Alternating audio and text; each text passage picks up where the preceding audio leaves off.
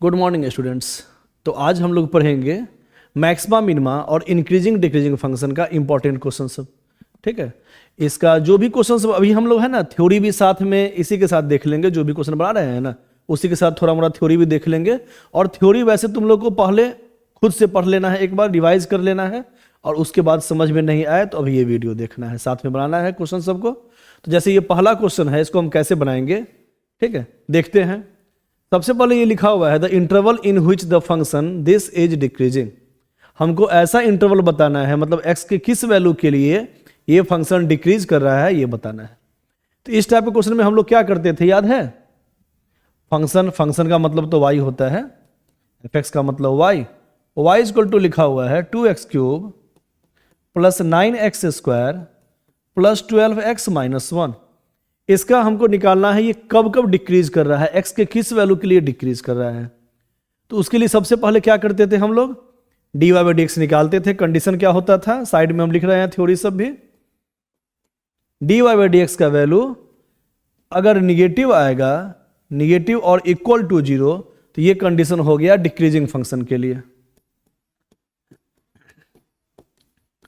Function जब decreasing होता है तो उसका कंडीशन यही होता है, dy/dx is less equal to 0। इस कंडीशन को याद कर लेना है। और अगर पूछता क्वेश्चन में strictly decreasing function, strictly decreasing function, तब हम लोग क्या करते, dy/dx इज लेस देन 0, तब सिर्फ लेस देन 0 होता। और अगर सीधा डिक्रीजिंग फंक्शन कह रहा है तो लेस इक्वल टू 0 होगा। जब कहेगा स्ट्रिक्टली डिक्रीजिंग फंक्शन, मतलब हमेशा डिक्रीज ही करता हो, कभी इक्वल टू 0 भी नहीं हो उसका स्लोप, है ना। और अगर सीधे डिक्रीजिंग फंक्शन कह रहा है, इसका मतलब स्लोप डिक्रीज भी कर सकता है या इक्वल टू 0 भी हो सकता है। तो कंडीशन सब याद करते जाना है साथ में। तो इस क्वेश्चन में क्या करेंगे, सबसे पहला काम डिफरेंशिएट करेंगे और dy/dx निकालेंगे। निकालते हैं, कितना हो जाएगा इसका dy/dx, डिफरेंशिएट करो तो सर x³ का हो जाएगा 3x², 3 × 2 6x²। इसका क्या होगा डिफरेंशिएशन, x² का सर हो जाएगा डिफरेंशिएशन 2x, तो 2 × 9 18x, और फिर 12x का तो 12 हो जाएगा डिफरेंशिएशन, और 1 का तो सर -0 हो जाएगा, मतलब ये बचा।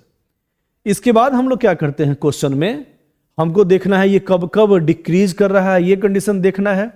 डिक्रीजिंग फंक्शन, डिक्रीज का मतलब 0 से या तो कम होना चाहिए dy/dx, या तो इक्वल टू 0 होना चाहिए।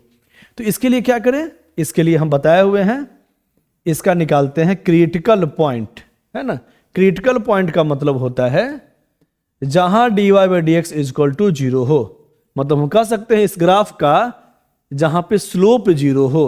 स्लोप 0 का मतलब x के पैरेलल, x एक्सिस के पैरेलल, है ना। मान लो ग्राफ बनाया जाए, मान लो इस ग्राफ कुछ इस टाइप से बन रहा है, तो कहां कहां स्लोप x के 0, x के पैरेलल होता है, यहां पे और यहां पे।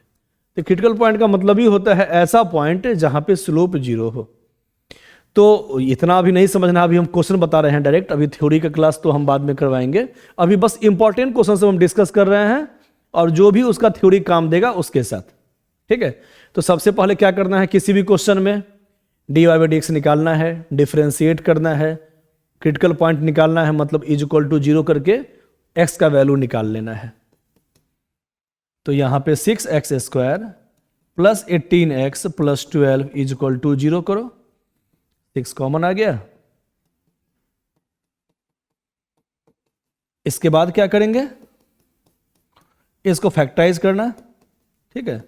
इसको फैक्टराइज कर लेना, x² plus 2x plus x plus 2, x common लेंगे तो x प्लस 2 प्लस 1 कॉमन लेंगे तो x प्लस 2। दोनों में से x प्लस 2 अगर हम कॉमन ले लिए तो अंदर में क्या बच गया, x प्लस 1, ठीक है। तो क्रिटिकल पॉइंट आ गया तुम्हारा x इक्वल टू -2 और x इक्वल टू -1, यही आएगा ना। x प्लस 2 इक्वल टू 0 करेंगे तो x इक्वल टू -2 आएगा, फिर x प्लस 1 इक्वल टू 0 करेंगे तो x इक्वल टू -1, ठीक है। तो ये 2 पॉइंट आ गया क्रिटिकल पॉइंट। इसके बाद हम लोग क्या करते हैं, पैटर्न को फॉलो करना है, याद रखना है। तो सबसे पहला काम d y by d x निकाल लो, उसको इक्वेट करो 0 से। उसके बाद जो x का वैल्यू आता है उस x का वैल्यू साइन स्कीम पे पुट करना है, ठीक है, मतलब नंबर सिस्टम पे, नंबर लाइंस पे पुट करना है। तो यहां सबसे कम वाला सबसे पहले लिखाता है, तो इस दोनों में कम कौन सा है, -2, और उससे ज्यादा -1। ये सब x का वैल्यू सब है ना, ये x के वैल्यू को डिफाइन कर रहा है। और हमको चेक करना है d y by d x का साइन, कि कब होता है पॉजिटिव और कब होता है निगेटिव। x का वैल्यू ये सब पुट करने पे हमको देखना है कि d y by d x कब पॉजिटिव होता है कब निगेटिव होता है। तो x इक्वल टू -1 से इन्फाइनाइट के बीच का कोई भी नंबर ले लो, जैसे फॉर एग्जाम्पल x का वैल्यू -1 से इन्फाइनाइट के बीच में कोई भी नंबर ले लो। फॉर एग्जाम्पल इसके बीच का कौन सा नंबर होता है, 3, 5, 0, 1/2, जो भी इसके बीच का है कोई भी एक ले लो। फॉर एग्जाम्पल हम चलो 1 ही लेते हैं, इसके बीच में 1 आता है, तो x इक्वल टू 1। और उसके बाद उसको लेके मन में ये जो d y by d x वाला फॉर्म था, चाहे यहां पुट करो चाहे यहां पुट करो, बात बराबर है। मतलब जो भी d y by d x वाला फॉर्म है उसमें x इक्वल टू जो तुम इसके बीच का वैल्यू माने हुए हो उसको पुट करो मन में। अब पुट करने के बाद चेक करना है कि d y by d x positive आया कि निगेटिव आया।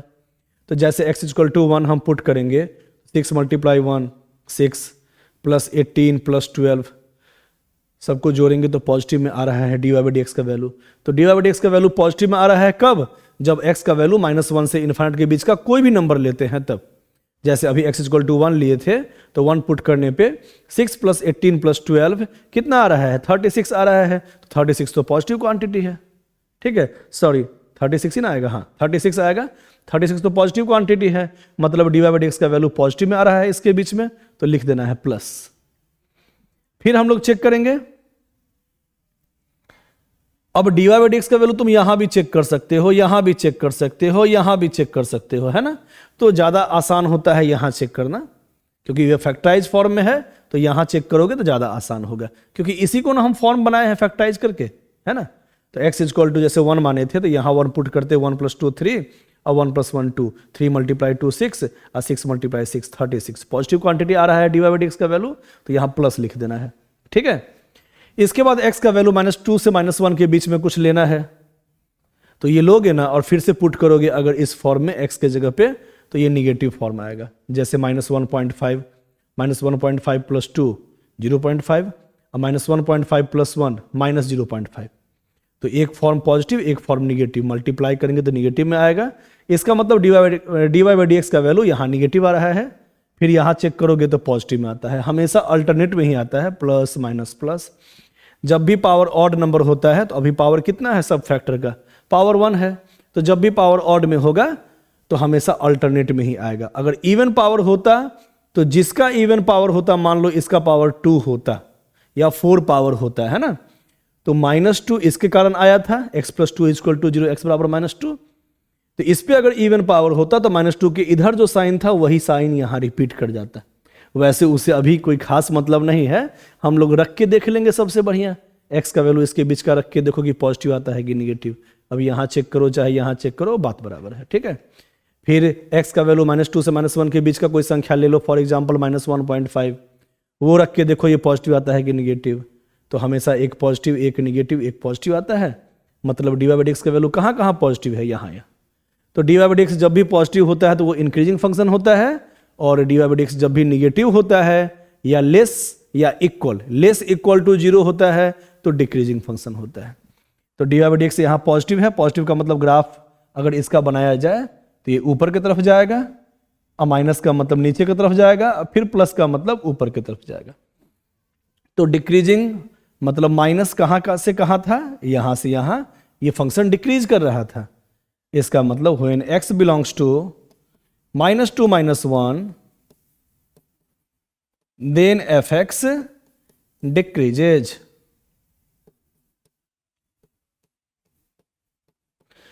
-2 से -1 के बीच में फंक्शन डिक्रीज करेगा, क्लोज इंटरवल लिखाएगा, ऑप्शन दिया हुआ है ओपन इंटरवल में, कोई दिक्कत नहीं है क्योंकि इसके बीच का ही क्वांटिटी होता है -2 से -1 अंदर वाला पार्ट, ठीक है। डिक्रीजिंग का मतलब होता है -2 भी आपको लेना है और -1 भी लेना है और उसके बीच का भी पार्ट लेना है, ठीक है।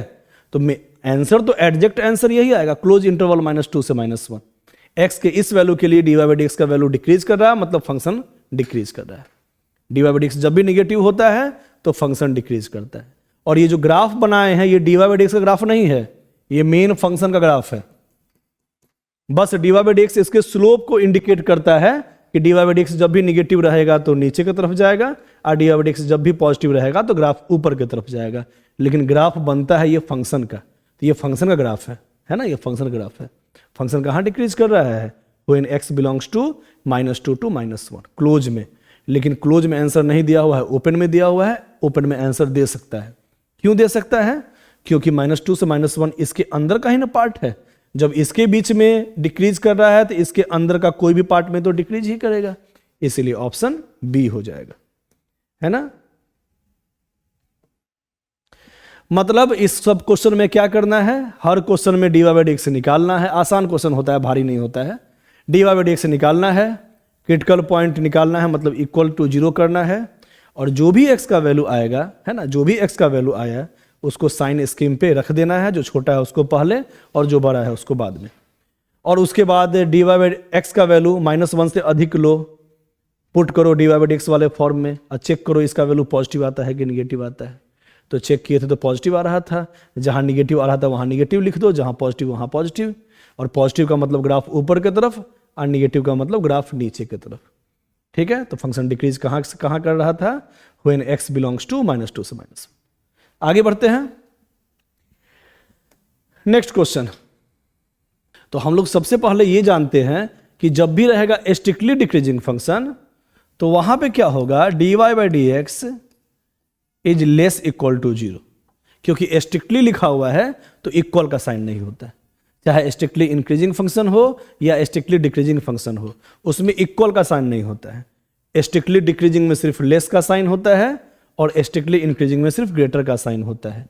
इक्वल का साइन तब आएगा साथ में, इक्वल है ना, ग्रेटर इक्वल या लेस इक्वल, जब स्ट्रिक्टली इंक्रीजिंग नहीं होगा, सीधा इंक्रीजिंग फंक्शन होता या डिक्रीजिंग फंक्शन होता।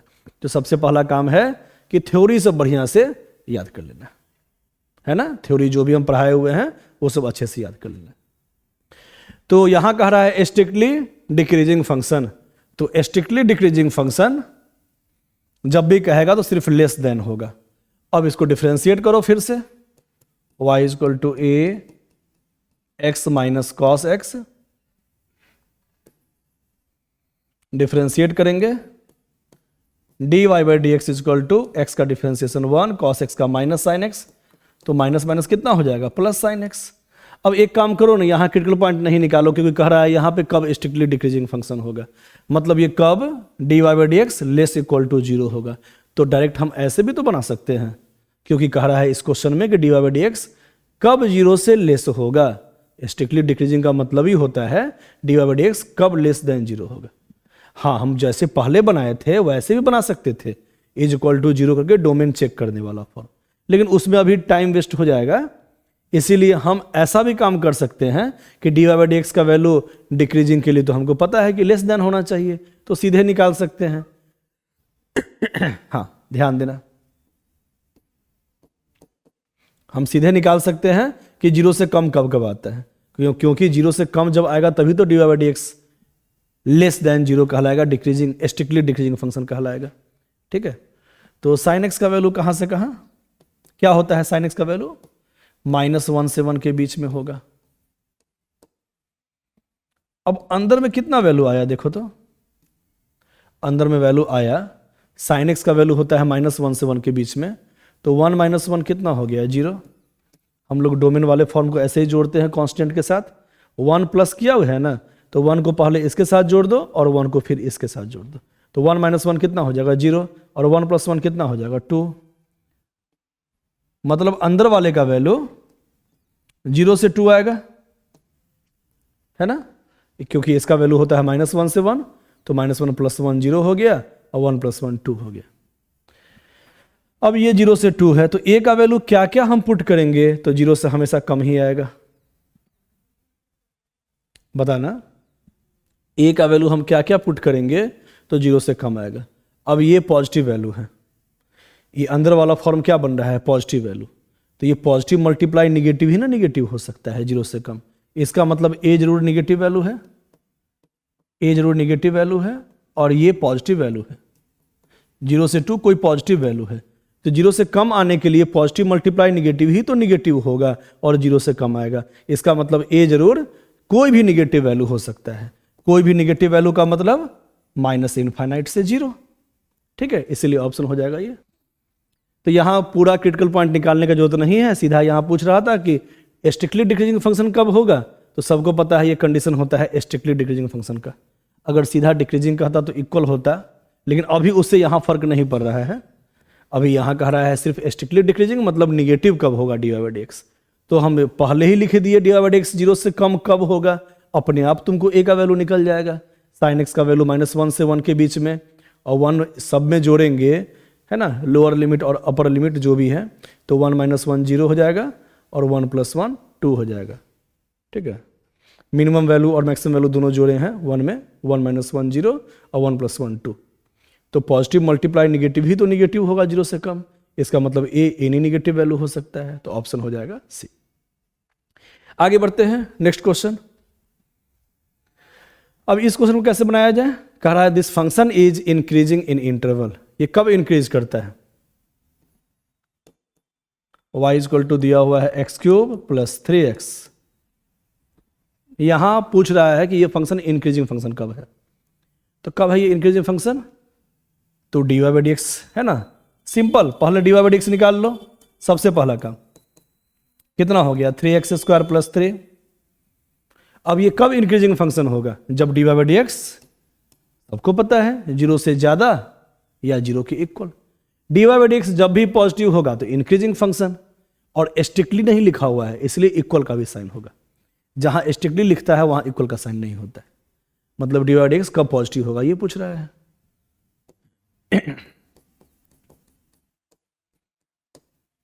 इसका भी क्रिटिकल पॉइंट निकालने का जरूरत नहीं है, ध्यान देना, क्योंकि x² + 1 ये तो ऑलवेज पॉजिटिव है ना, स्क्वायर वाला फॉर्म है तो पॉजिटिव, और पॉजिटिव +1 ऑलवेज पॉजिटिव। इसका मतलब यहां x का हम कुछ भी रियल वैल्यू पुट करेंगे तो ये तो पॉजिटिव ही ना आएगा, तो x के किस वैल्यू के लिए ये हमेशा पॉजिटिव होगा, 0 से ज्यादा होगा, एनी रियल वैल्यू, क्योंकि निगेटिव नंबर का भी स्क्वायर करेंगे ना तो ये पॉजिटिव ही आ जाएगा, और पॉजिटिव का भी स्क्वायर करेंगे तो पॉजिटिव ही आ जाएगा, और पॉजिटिव +1 पॉजिटिव, और पॉजिटिव × 3 ऑलवेज पॉजिटिव, तो 0 से ज्यादा ये हमेशा आ रहा है। इसका मतलब x is any real value के लिए ये जो फॉर्म है ये 0 से हमेशा ज्यादा ही होगा। इसका मतलब आंसर क्या आ गया, x is any real value. ठीक है, आगे बढ़ते हैं। अगला क्वेश्चन, सारा एक ही टाइप का क्वेश्चन सब है, ये सब चैप्टर भारी नहीं है, इसका थ्योरी जो है ना, इसका जो एप्लीकेशन है वो आसान है। तो बार बार हम बोल रहे हैं इसका थ्योरी जो भी हम लिखवाए हुए हैं, है ना, जो भी थ्योरी हम लिखवाए हुए हैं सारा का सारा थ्योरी अच्छे से पढ़ लेना है, ठीक है। हाँ, कैसे बनाया जाए, फिर से इसको डिफरेंशिएट करो। y = क्या दिया हुआ है 2x³ - 3x² - 36x + 7, कितना आया dy/dx, डिफरेंशिएट करो सबसे पहले, उसके बाद देखेंगे क्या करना है।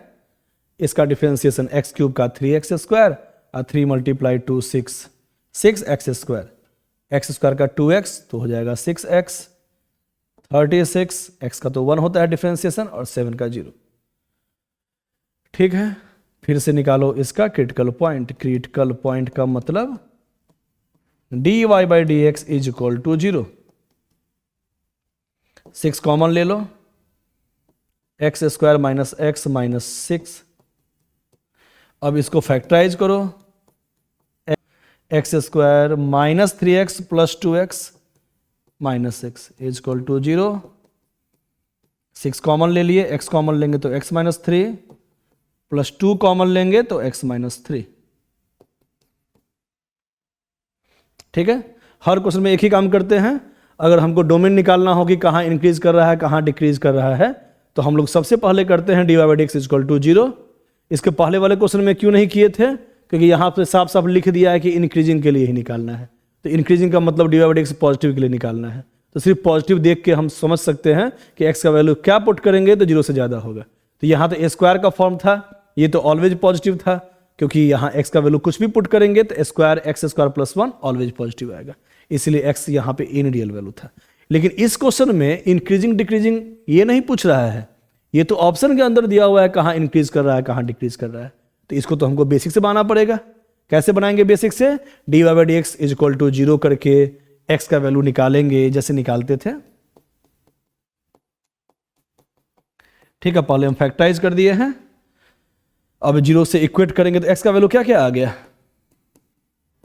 x minus 3 is equal to 0 तो x बराबर 3 आएगा, और x plus 2 is equal to 0 तो x बराबर माइनस 2 आएगा। इसके बाद हम लोग क्या करेंगे? नंबर लाइंस पे पहले इसको पुट करेंगे, जो छोटा है उसको पहले और जो बड़ा है उसके बाद में। ठीक है, ये सब क्या होता है? ये सब x का वैल्यू होता है सर। और साइन किसका हम चेक करते हैं? साइन हम चेक करते हैं dy बाई डी एक्स का, है ना, साइन हम चेक करते हैं dy बाई डी एक्स का। लेकिन ग्राफ किसका बनता है? फंक्शन का। तीनों पॉइंट याद रखना है। x का वैल्यू हम पुट करते हैं इस वाले फॉर्म में, dy बाई डी एक्स वाला जो फॉर्म है ना, अब तुम इसमें पुट करो चाहे इसमें पुट करो, बात बराबर है। तो x का वैल्यू 3 से अधिक पुट करो, 3 से अधिक कुछ भी ले सकते हो, 4 ही ले लो ना, 4 ही, x इक्वल टू 4, और x इक्वल टू 4 इसमें पुट कर दो, मन में पुट करना है, इसमें लिख नहीं देना है। अब 4 माइनस 3 कितना होगा? 1। अब 4 प्लस 2 कितना होगा? 6। तो 6 मल्टीप्लाई 1 6, और 6 मल्टीप्लाई 6 36। तो मन में जब हम x का वैल्यू 4 रख के देखते हैं इसके बीच का कोई संख्या, तो 4 माइनस 3 1 पॉजिटिव, और 4 प्लस 2 6 पॉजिटिव, है ना, 6 मल्टीप्लाई 6 36 पॉजिटिव वैल्यू आ रहा है। मतलब dy बाई डी एक्स का वैल्यू, जब x का वैल्यू 3 से इन्फिनिट पुट करते हैं तो dy बाई डी एक्स का वैल्यू पॉजिटिव आता है। फिर x का वैल्यू माइनस 2 से 3 के बीच में कोई नंबर लेके देख लो, यहाँ निगेटिव आएगा यहाँ पॉजिटिव आएगा, ऐसे लिख देना है। इसके बाद हम जान रहे हैं कि पॉजिटिव का मतलब वो फंक्शन इंक्रीज करता है और माइनस का मतलब डिक्रीज करता है। तो ये फंक्शन का जो ग्राफ बनाए हैं ये मेन फंक्शन का ग्राफ है, इसका ग्राफ है। अगर कोऑर्डिनेट पे हम बनाए, कोऑर्डिनेट एक्सिस पे बनाए तो ग्राफ ऐसा ही बनेगा।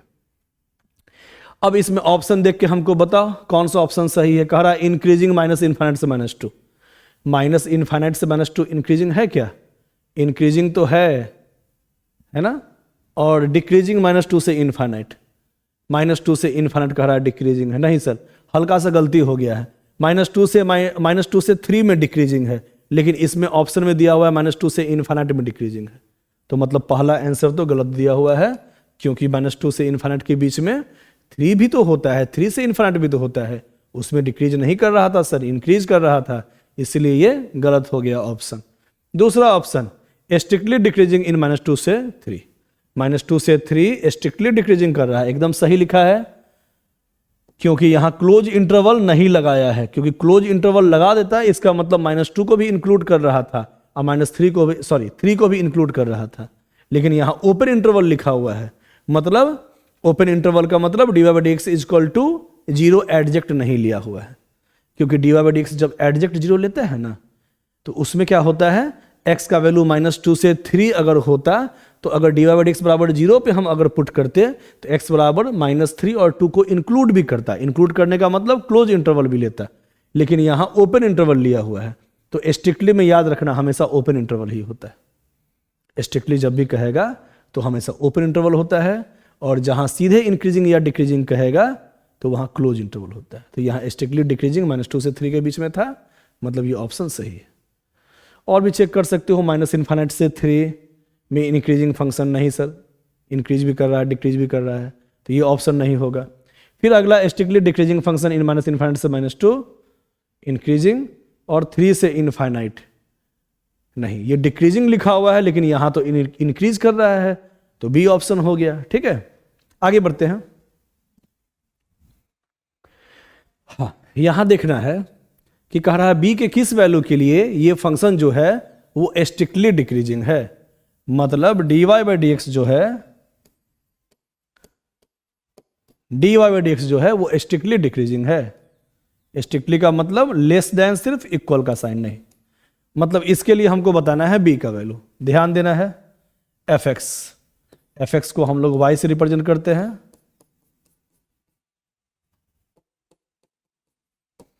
तो सबसे पहले जब भी चेक करेंगे स्ट्रिक्टली इंक्रीजिंग या स्ट्रिक्टली डिक्रीजिंग, तो क्या करेंगे, डिफरेंशिएट करेंगे। कर दो डिफरेंशिएशन, एक्स का डिफरेंशिएशन 1, कॉस का माइनस साइन एक्स, और ये कांस्टेंट का तो 0 हो गया। अब d y by d x strictly decreasing कर रहा है, इसका मतलब लेस इक्वल टू 0 होना चाहिए। साइन एक्स उधर जाएगा, माइनस साइन एक्स उस साइड जाएगा तो प्लस साइन एक्स। अब बताओ एक्स के किस वैल्यू के लिए साइन एक्स का वैल्यू 1 से ज्यादा होगा? सबको पता है कि साइन एक्स का वैल्यू -1 से 1 के बीच में होता है, 1 से ज्यादा हो ही नहीं सकता है, तो ये तो फॉर्म ही नहीं बनेगा, क्योंकि साइन एक्स का वैल्यू एक्स तुम कुछ भी पुट कर दोगे ना तो 1 से ज्यादा हो ही नहीं सकता है, क्योंकि साइन एक्स का वैल्यू ही होता है -1 से 1 के बीच में, तो 1 से अधिक आ ही नहीं सकता है। तो एक्स का वैल्यू यहां पॉसिबल ही नहीं है। इसका मतलब बी का वैल्यू हम कुछ भी पुट कर देंगे तो फॉर्म तो यही ना आएगा, क्योंकि बी तो कांस्टेंट है, ध्यान देना है, बी तो यहां कांस्टेंट है, तो बी का वैल्यू तुम कुछ भी पुट कर दोगे तो यहां डिफरेंशिएट करोगे तो 0 ही आएगा, और ये पॉसिबल नहीं होगा। इसका मतलब बी का कोई भी वैल्यू पॉसिबल नहीं है इसको लेस देन 0 करने के लिए। No value of b exists for dy by dx less than 0। अच्छा एक चीज और बताना, ध्यान देना है, अगर इसी क्वेश्चन में कहता कि ये कब कब इंक्रीजिंग फंक्शन था, तो इंक्रीजिंग के लिए तो यहां हम ग्रेटर का साइन देते, और साइन एक्स का वैल्यू इंक्रीजिंग अगर होता तो ग्रेटर देते और इक्वल का साइन देते, है ना, इस टाइप का साइन देते। ध्यान देना, दोबारा हम समझा रहे हैं। अगर मान लो इसी क्वेश्चन में हमसे पूछता कि ये कब कब इंक्रीजिंग फंक्शन था, तो इंक्रीजिंग का मतलब जो भी आंसर आया था तुम्हारा यहां पे, तो इंक्रीजिंग अगर पूछता तो ऐसा साइन देते, और सबको पता है कि साइन एक्स से, है ना, 1 हमेशा ज्यादा होता है या इक्वल होता है, क्योंकि साइन एक्स का वैल्यू -1 से 1 के बीच में होता है, उस समय तो ये एग्जिस्ट कर जाता है। अगर इसी क्वेश्चन में स्ट्रिक्टली डिक्रीजिंग के जगह पे सीधा लिख देता इंक्रीजिंग फंक्शन, तो इंक्रीजिंग का मतलब क्या होता है, ग्रेटर इक्वल का साइन होता है। और उसके बाद हम लोग चेक करते तो साइन एक्स में एक्स का वैल्यू हम कुछ भी पुट करेंगे तो साइन एक्स का वैल्यू तो -1 से 1 के बीच में होता है, और 1 का वैल्यू हमेशा -1 से 1 के बीच की संख्या से ज्यादा होता है, और एडजेक्ट 1 आएगा तो 1 = 1 हो जाएगा, मतलब या तो इक्वल का साइन या तो ग्रेटर का साइन। तो उस समय बी का वैल्यू क्या होता है, एनी रियल वैल्यू, क्योंकि एनी रियल वैल्यू पुट करते तब पर भी तो 0 ही होता, कुछ भी पुट करते, कोई भी कांस्टेंट पुट करते यहां 0 ही आता, उस समय ये कंडीशन सेटिस्फाई कर जाता, तब हम लिखते बी के किसी भी रियल वैल्यू के लिए ये इंक्रीजिंग फंक्शन है। लेकिन यहां कह रहा है स्ट्रिक्टली डिक्रीजिंग फंक्शन है। स्ट्रिक्टली का मतलब इक्वल टू 0 भी नहीं होना चाहिए, ऑलवेज लेस ही होना चाहिए, नहीं, ऑलवेज लेस नहीं हो सकता है, ये 1 के इक्वल हो सकता था, लेकिन इक्वल का साइन नहीं लेना है क्योंकि लिखा हुआ है स्ट्रिक्टली डिक्रीजिंग। तो स्ट्रिक्टली डिक्रीजिंग में क्या होता है, सिर्फ इसी टाइप से साइन होता है ना, मतलब लेस वाला ही साइन होता है। तो -1 से 1 के बीच का कोई भी संख्या लेंगे उससे 1 लेस तो नहीं होगा, 1 या तो 1 के बराबर होगा या तो ज्यादा होगा, ठीक है, इसलिए ये तो एग्जिस्ट नहीं कर रहा है। आगे बढ़ते हैं, ये वैसे ही समझा दिए हैं, अगर इंक्रीजिंग होता है तो बी होता है any real value. Next question, अब ये कह रहा फंक्शन किस इंटरवल में डिक्रीजिंग है, मतलब सीधा कहो ना तो dy बाई डी एक्स कब लेस इक्वल टू 0 है। डिक्रीजिंग का मतलब लेस भी हो सकता है इक्वल टू, अगर स्ट्रिक्टली डिक्रीजिंग होता है तो सिर्फ लेस देन, ठीक है। तो बस एक काम करो ना, इसी में इसका वैल्यू पुट कर दो, चलो और आसानी से बन जाएगा। dy बाई डी एक्स कितना होगा, इसका differentiation u dot v, u को बाहर निकाल लेंगे तो v का डिफरेंशिएशन, e का पावर -x का डिफरेंशिएशन e का पावर -x, और फिर -x का करेंगे तो -1 प्लस, और v को बाहर निकालेंगे तो x² का डिफरेंशिएशन 2x। यही ना हम लोग पढ़े थे, u डॉट v का डिफरेंशिएशन, u को बाहर करो तो v का डिफरेंशिएशन, तो e का पावर z का तो e का पावर z वाला ही फॉर्म होता है, मतलब e का पावर -x का e का पावर -x ही होता है, फिर -x का भी करेंगे चेन रूल से तो -1 हो जाएगा, और फिर प्लस इसको बाहर निकालेंगे तो x² का डिफरेंशिएशन 2x। कह रहा था डिक्रीजिंग कब होगा, मतलब लेस इक्वल टू 0 कब होगा। सारा क्वेश्चन एक ही टाइप से बनता है ना। हाँ, अब कुछ कॉमन आ रहा है क्या दोनों में से, e का पावर -x कॉमन आ रहा है, इनटू x कॉमन आ रहा है, तो एक x बच गया e to the power minus x into x, ये बच गया x into minus one minus x, और ई का power minus x into x ले लेगा तो यहाँ 2 बच रहा है। ठीक है, अब इसका निकालो critical point. Critical point, critical point कभी भी निकालते हैं तो dy बाई डी एक्स बराबर 0, तो e to the power minus x into x minus x plus 2 is equal to 0। हाँ, 0 से इक्वेट कर दिए। अब बताओ x इक्वल टू क्या क्या होगा। देखो e का पावर माइनस एक्स कभी भी 0 के बराबर नहीं हो सकता है। Exponent form is always positive, तो ये फॉर्म जो है ना ये ऑलवेज पॉजिटिव है, तो बस इसी दोनों को हम 0 से इक्वेट करते हैं। कोई भी पॉजिटिव नंबर का कुछ भी पावर हो, कोई भी वेरिएबल फॉर्म हो, चाहे कोई भी पावर हो पॉजिटिव नंबर का, वो ऑलवेज पॉजिटिव फॉर्म ही होता है। Exponent form is always positive, इसका मतलब यही 0 के बराबर हो सकता है। तो x बराबर 0 और माइनस एक्स प्लस 2 बराबर 0 करेंगे तो माइनस एक्स बराबर आ जाएगा -2, मतलब x बराबर 2। तो बस तुमको 2 ही जगह चेक करना है। साइन स्कीम पे फिर से चेक करो, x का वैल्यू 0 के लिए और x का वैल्यू 2 के लिए। ये सब x का वैल्यू है। फिर से x का वैल्यू पुट करो 2 से ज़्यादा, 2 से ज़्यादा कुछ भी पुट करके देख लो। फॉर एग्जाम्पल 2 से ज़्यादा क्या होता है 3, तो 3 पुट करेंगे तो कितना आ जाएगा -3 + 2 -1, और यहाँ 3 रखेंगे तो 3 मल्टीप्लाई -1 -3, और e का पावर -3, e वाला फॉर्म तो ऑलवेज पॉजिटिव होता है, तो पॉजिटिव मल्टीप्लाई -3, यही ना आया था, तो -3 निगेटिव फॉर्म बन रहा है। दोबारा देख लो, 2 से अधिक कुछ भी ले लो, फॉर एग्जाम्पल 10 ले लो, तो -10 + 2 -8 निगेटिव क्वांटिटी। यहाँ रखेंगे 10 तो positive, negative multiply positive negative, और e का पावर तो कुछ भी रखो तो वो पॉजिटिव ही आएगा, तो निगेटिव मल्टीप्लाई पॉजिटिव फिर से निगेटिव। ऐसे ही x इक्वल टू 0 से 2 रखोगे तो पॉजिटिव आएगा, फिर 0 से कम रखोगे x का वैल्यू तो dy बाई डी एक्स का वैल्यू निगेटिव आएगा। तो हमको यहाँ चेक करना था 0 से कम कब आएगा, मतलब निगेटिव कब आएगा, dy by d x negative कब आएगा। तो कब कब आएगा, -∞ से 0 के लिए और 2 से ∞ के लिए। ठीक है, ये ऑप्शन हो गया, आसान क्वेश्चन है। अब देखो बहुत जगह क्या करता है, क्लोज इंटरवल ओपन इंटरवल में थोड़ा गलती करता है। डिक्रीजिंग लिखा हुआ है तो क्लोज देना चाहिए इसको, लेकिन कोई दिक्कत नहीं, हम बताए थे ना, होना तो चाहिए ये फॉर्म x बिलोंग्स टू -∞ से 0 और 2 से ∞, होना तो ये चाहिए, लेकिन कोई दिक्कत नहीं, इसके अंदर वाला फॉर्म के लिए भी तो डिक्रीजिंग फंक्शन ही होगा, इसीलिए कोई दिक्कत नहीं है, लेकिन एडजेक्ट आंसर ये आएगा। ठीक है, आगे बढ़ते हैं। फिर से वही क्वेश्चन है कि find the interval in which the function is strictly increasing. Strictly increasing का मतलब दोबारा बताना हमको, dy by d x is greater than 0। Equal नहीं लिए हैं क्योंकि इक्वल इंक्रीजिंग में ले सकते थे, लेकिन स्ट्रिक्टली जब भी कहेगा तो इक्वल का साइन नहीं होगा, सिर्फ ज़्यादा ही होगा, dy by d x is greater than 0 होगा। ठीक है, फिर से इसको डिफ्रेंशिएट करो, x² का 2x, 4x का 4, ये तो आसान है सर, ये तो हम डायरेक्ट हम बना सकते हैं। क्रिटिकल पॉइंट का जरूरत तब पड़ता है जब फैक्टर का फॉर्म रहता है, ये तो बस एक फॉर्म है, तब तो सीधा उस साइड चला जाएगा, तो हम x का वैल्यू कह सकते हैं 2 से ज़्यादा होना चाहिए। क्रिटिकल पॉइंट तब जरूरत पड़ता है जब इतना मल्टीप्लाई इतना 2 फॉर्म होता, तब इक्वल टू 0 करते, लेकिन यहाँ तो सीधे समझ में आ रहा है कि x का वैल्यू 2 से अधिक होना चाहिए, 2 से ∞। ठीक है, आगे बढ़ते हैं। नेक्स्ट क्वेश्चन 6 मार्क्स का क्वेश्चन है, देखो तो कह रहा है ये फंक्शन कब है इंक्रीजिंग फंक्शन, कब है डिक्रीजिंग फंक्शन। फिर से dy बाई डी एक्स निकालो, डिफ्रेंशिएट करो इस फॉर्म को, है ना, फंक्शन को हमेशा y से रिप्रेजेंट करते हैं, तो इसी को हम डिफ्रेंशिएट कर रहे हैं, तो इधर भी करो डिफ्रेंशिएशन। कैसे करेंगे डिफ्रेंशिएशन, u डॉट v पे 2 फॉर्म है, तो इधर किए हैं dy बाई डी एक्स, तो इधर भी डिफ्रेंशिएट करेंगे, तो u डॉट v का कैसे होता है डिफ्रेंशिएशन,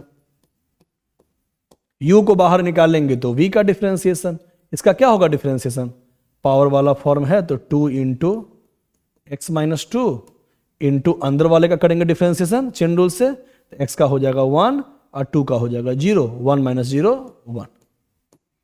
ठीक है, ध्यान देना, u डॉट v, u को बाहर निकाले हैं तो v का डिफ्रेंशिएशन, स्क्वायर इंटू क्या होता है डिफ्रेंशिएशन 2 इंटू एक्स माइनस 2, और x माइनस टू का 1 माइनस 0 प्लस, है ना, u डॉट v में u को बाहर निकाले हैं तो v का डिफरेंशिएशन हो गया। अब प्लस v को बाहर निकालेंगे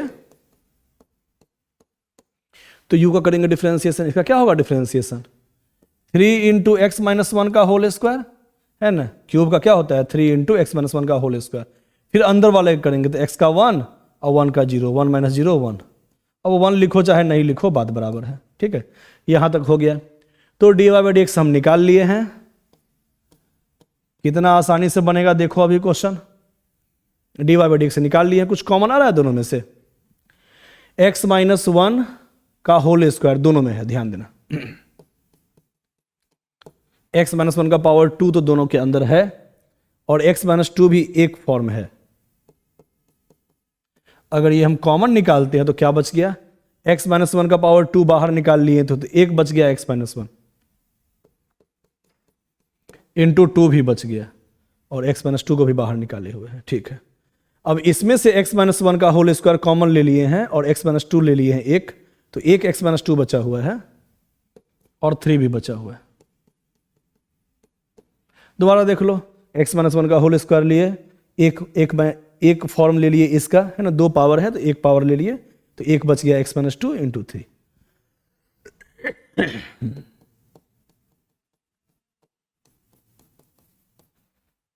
मल्टीप्लाई करो तो अंदर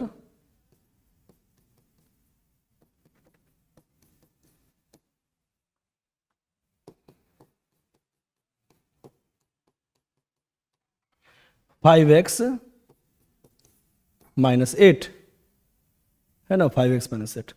फिर से अब इसका निकालो क्रिटिकल पॉइंट। क्रिटिकल पॉइंट का मतलब dy by d x is equal to 0। अब तुम ही बताओ कि इसको अगर हम 0 से इक्वेट करेंगे तो x बराबर क्या क्या आएगा?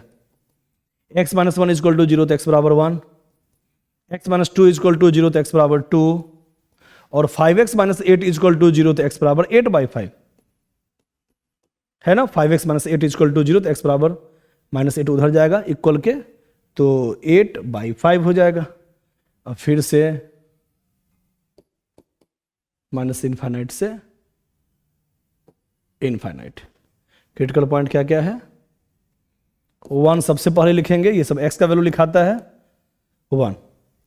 8 बाई 5 का मतलब 1 पॉइंट समथिंग, तो 1 पॉइंट समथिंग इसके बाद लिखेंगे और उसके बाद 2 लिखेंगे, जो सबसे बड़ा नंबर होगा उसको आगे लिखते हैं, ठीक है। ये सब x का वैल्यू। फिर से चेक करो dy बाई डी एक्स का वैल्यू कब होता है पॉजिटिव और कब होता है निगेटिव, चेक करते हैं। x का वैल्यू 2 से अधिक कुछ भी ले लो, फॉर एग्जांपल 3, 4, 5 कुछ भी ले लो, 5 ही ले लो। 2 से इन्फिनिट के बीच में जैसे x का वैल्यू हम ले लिए 5, अब 5 पुट करके देखो ये पॉजिटिव आता है कि निगेटिव। तो x इक्वल टू जब हम 5 पुट करेंगे तो dy बाई डी एक्स का वैल्यू पॉजिटिव आता है कि निगेटिव, ये चेक करना है। तो 5 minus 1 positive, 5 minus 2 positive, 5 multiply 5 25 minus 8 भी पॉजिटिव संख्या है। पॉजिटिव मल्टीप्लाई पॉजिटिव, मतलब dy बाई डी एक्स का वैल्यू पॉजिटिव में ही आएगा। यहां चेक करोगे निगेटिव में आएगा, यहां चेक करोगे तो पॉजिटिव में आएगा और यहां चेक करोगे तो पॉजिटिव में ही आएगा। चेक करके देख सकते हो। सर आपको कैसे मालूम चल गया कि यहां भी पॉजिटिव तो यहां भी पॉजिटिव? क्योंकि इसका पावर इवन है और x माइनस 1 के कारण ही ना x इक्वल टू 1 आया था। x माइनस 1 इक्वल टू 0 तो x बराबर 1, तो जिसके कारण जो फॉर्म आया था उसका पावर अगर इवन रहता है तो जो साइन इधर होता है वही साइन इधर होता है, अब बाकी सब में अल्टरनेट होता है। जब भी पावर ऑड होता है, पावर 1 हो, पावर 3 हो, कुछ भी हो, तब एक प्लस आ गया तो दूसरा माइनस, तीसरा प्लस माइनस, ऐसे ही चलता है। लेकिन x माइनस 1 इक्वल टू 0 से x इक्वल टू 1 आया था, इसके कारण तो जो पहले साइन रहेगा वही यहाँ रिपीट कर जाएगा। यहाँ प्लस तो यहाँ भी प्लस, यहाँ माइनस तो यहाँ भी प्लस, सॉरी यहाँ माइनस तो यहाँ भी माइनस। तो स्क्वायर वाला फॉर्म हो या पावर 4 वाला फॉर्म हो या कोई भी इवन पावर वाला फॉर्म हो, ठीक है, तो उसमें हम लोग क्या करते हैं, उसमें जो साइन यहाँ होता है, यहाँ पॉजिटिव तो यहाँ भी पॉजिटिव और यहाँ निगेटिव तो यहाँ भी निगेटिव, या डायरेक्ट चेक कर लो, x का वैल्यू पुट करके चेक कर लो, ठीक है। ठीक है, तो हम लोग को अब यहाँ बताना है कहाँ से कहाँ इंक्रीजिंग और कहाँ से कहाँ डिक्रीजिंग। स्ट्रिक्टली इंक्रीजिंग, तो यहाँ से यहाँ इंक्रीजिंग और x इक्वल टू 1 पे dy बाई डी एक्स 0 आ गया। 0 का मतलब x एक्सिस के पैरेलल, तो एक पॉइंट के कारण ये dy बाई डी एक्स 0 आया है तो हल्का सा ये पैरेलल जाएगा और फिर ये इंक्रीज करेगा, माइनस है तो डिक्रीज, फिर प्लस है तो इंक्रीज। ठीक है, तो कहाँ कहाँ यह स्ट्रिक्टली इंक्रीजिंग है ना, कहाँ कहाँ यह स्ट्रिक्टली इंक्रीजिंग फंक्शन है बताना। याद रखना 1 पे x इक्वल टू 1 पे dy बाई एक्स बराबर 0 आ रहा है, तो स्ट्रिक्टली इंक्रीजिंग या स्ट्रिक्टली डिक्रीजिंग के लिए dy बाई एक्स बराबर 0 नहीं आना चाहिए। तो x इक्वल टू 1 पे तो 1 पुट करके देखो ना, dy बाई एक्स बराबर 0 आ रहा है ना। तो वो अलग बात है कि इसके पहले भी पॉजिटिव था, उसके बाद भी पॉजिटिव है, दोनों में इंक्रीज कर रहा है। लेकिन स्ट्रिक्टली इंक्रीजिंग फंक्शन में dy बाई एक्स बराबर 0 नहीं आ सकता है। तो x इक्वल टू 1 के लिए तो dy बाई एक्स बराबर 0 आ रहा है, मतलब इस पॉइंट को हमको छांटना पड़ेगा। ध्यान देना हम क्या बोल रहे हैं, स्ट्रिक्टली इंक्रीजिंग फंक्शन कब होगा, when x belongs to minus infinite से 8/5 यूनियन 2 to इनफाइनाइट, है ना। यहां से लेके यहां तक इंक्रीज कर रहा है और यहां से यहां इंक्रीज कर रहा है। लेकिन इंक्रीजिंग फंक्शन में हम बताए थे हमेशा ओपन इंटरवल होता है, क्लोज नहीं होता, मतलब एडजेक्ट वो पॉइंट नहीं लेते हैं जहां dy बाई एक्स बराबर 0 होता है, वो पॉइंट नहीं लेते हैं। लेकिन यहां तो dy बाई एक्स बराबर 0 था, इसीलिए माइनस करके हमको 1 भी लिखना चाहिए। 1 को हटाएंगे, यहां नहीं लिखा हुआ है, यहां गलत काम किए हुए, गलत किए हुए है ना, तो -1 भी हमको लिखना पड़ेगा स्ट्रिक्टली इंक्रीजिंग के लिए। आंसर लिखे हुए हैं सामने, लेकिन आंसर में थोड़ा सा गलती दिया हुआ है। अब बताओ तो डिक्रीजिंग फंक्शन कहां से कहां होगा। यहां डिक्रीजिंग नहीं पूछ रहा है, यहां पूछ रहा है strictly decreasing function. Strictly decreasing function x belongs to 8/5 से 2, 8/5 से 2 ओपन में लिखेंगे। स्ट्रिक्टली जब भी कहेगा ओपन में, और स्ट्रिक्टली नहीं कहेगा तब क्लोज में। तो 8/5 से 2 डिक्रीज कर रहा है, यही आंसर होगा, एडजेक्ट यही आंसर होगा। ठीक है, आगे बढ़ते हैं। 6 मार्क्स का क्वेश्चन था, आसान क्वेश्चन है, कोई भारी क्वेश्चन नहीं है। नेक्स्ट क्वेश्चन देखना है। अब ध्यान देना, अब हम लोग यहां से शुरू हो गया है मैक्सिमा मिनिमा। इंक्रीजिंग डिक्रीजिंग जो फॉर्म फंक्शन होता है ना, वही ना फॉर्म होता है लगभग मैक्सिमा मिनिमा का। क्या क्या होता है याद है, ये जो हम लोग ग्राफ बनाते हैं ना, चीज सब कुछ वही होता है, सारा काम वही कहेंगे। बस ये जो पहाड़ सब है ना, इस पहाड़ सब को हम लोग कहते हैं मैक्सिमा, और जो ये वाला फॉर्म है इसको हम लोग कहते हैं मिनिमा। मतलब हम ये भी कह सकते हैं फंक्शन का वैल्यू आगे और पीछे, फंक्शन का वैल्यू का मतलब y का ऊंचाई होता है। देखो इसको हमेशा समझना है x एक्सिस, और यहां अपने मन से तुम y एक्सिस बना लो समझने के लिए y एक्सिस। तो अगर हम यहां बनाएंगे y एक्सिस, तो ये हो गया y का ऊंचाई। तो y का ऊंचाई जहां ज्यादा, वहीं फंक्शन का वैल्यू सबसे अधिक। तो फंक्शन का वैल्यू जहां भी अधिक होगा वो पहाड़ वाला फॉर्म बनेगा, और जहां मिनिमा होगा सबसे कम होगा वहां ये वाला फॉर्म बनेगा।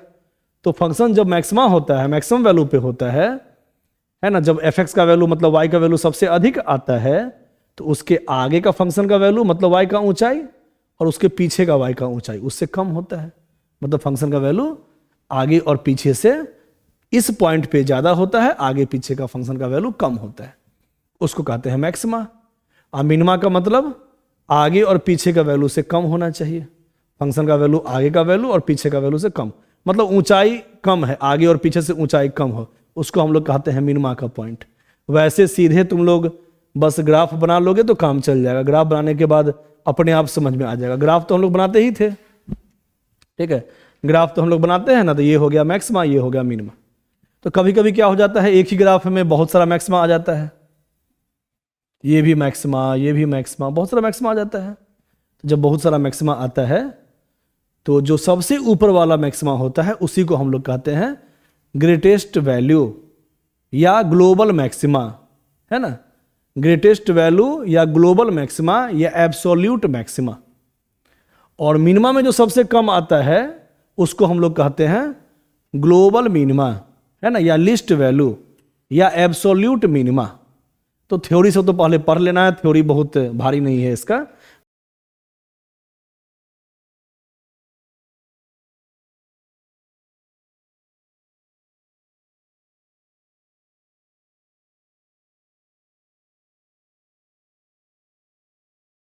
मेन क्वेश्चन सबका मेन यहां पे फॉर्म सब बन रहा है, मेन क्वेश्चन देखना है अच्छे से, ठीक है।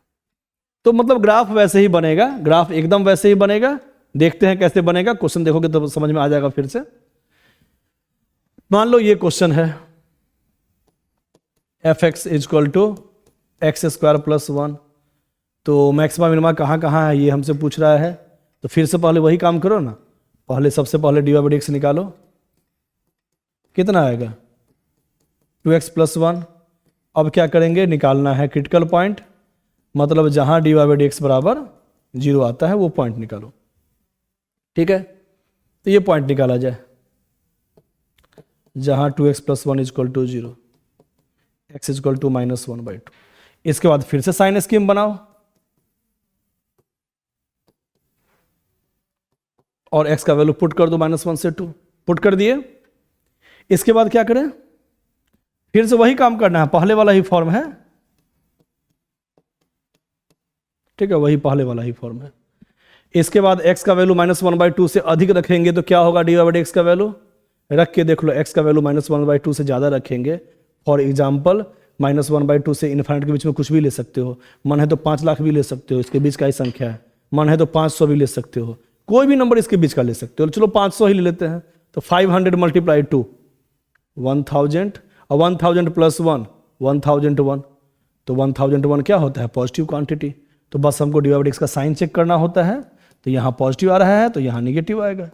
ठीक है, इसके बाद ये जो ग्राफ बनाते हैं यही मेन ग्राफ होता है। अगर हम x और y एक्सिस पे भी बनाते हैं तो ग्राफ ऐसे ही बनता है, माइनस के लिए नीचे और प्लस के लिए ऊपर। तो इस फंक्शन के पास मिनिमा तो है, x इज इक्वल टू -1/2 पे फंक्शन का वैल्यू मिनिमम आएगा। मिनिमम कितना आएगा वो तो निकालना पड़ेगा। At x is equal to -1/2 function has minima. अब मिनिमम कितना आएगा अगर ये पूछ देगा तो फंक्शन में x is equal to -1/2 put कर दो। तो x इज इक्वल टू अगर -1/2 पुट करेंगे तो -1/2 का स्क्वायर कितना हो जाएगा, 1/4 प्लस 1। एलसीएम लेंगे तो 1 + 4/4 5/4। मतलब फंक्शन का कम से कम ऊंचाई कितना होगा, 5/4। लेकिन फंक्शन का हमको ऊंचाई यहाँ नहीं पूछ रहा है, बस यहाँ तो वैसे ही हम बता दिए हैं। बस ये पूछ रहा है कि इस फंक्शन के पास मैक्सिमा होगा कि मिनिमा होगा, कि कौन सा फंक्शन में, इस फंक्शन में मैक्सिमा होगा कि नहीं, मिनिमा होगा कि नहीं। इस फंक्शन में मिनिमा तो होगा, मैक्सिमा नहीं होगा, क्योंकि मैक्सिमा इनफाइनाइट पे कभी मैक्सिमा नहीं लेते। ठीक है, माइनस से इनफाइनाइट या इनफाइनाइट पे मैक्सिमा नहीं लेते। तो जब मैक्सिमा नहीं लेते हैं तो कौन सा हो जाएगा इसमें, नो मैक्सिमा। ठीक है, मिनिमा तो है लेकिन इसके पास मैक्सिमा नहीं है। ठीक है, इनफाइनाइट और माइनस इनफाइनाइट पे ना ही मैक्सिमा लेते हैं ना ही मिनिमा लेते हैं, ये याद रखना है। अनडिफाइंड फॉर्म के लिए ना ही मैक्सिमा ना ही मिनिमा। अब इसी आधार पे ये क्वेश्चन पूछा हुआ था 2022 में, देख लो ध्यान से। एफ एक्स इक्वल टू क्या दिया हुआ था, x³ + 1। तो अगर हम एफ एक्स का मतलब y होता है, तो अगर हम y का डिफ्रेंसिएशन करेंगे तो इधर कितना हो जाएगा, x³ का डिफ्रेंसिएशन 3x² और +1 का तो सर 0 हो जाएगा। ठीक है, तो d y by d x से ध्यान देना, इसका क्रिटिकल पॉइंट हम नहीं निकाल सकते हैं। अगर तुम लोग कहोगे तो हम निकाल देते हैं। चलो, क्रिटिकल पॉइंट का मतलब क्या होता है, d y by d x बराबर 0 और 3x² बराबर 0।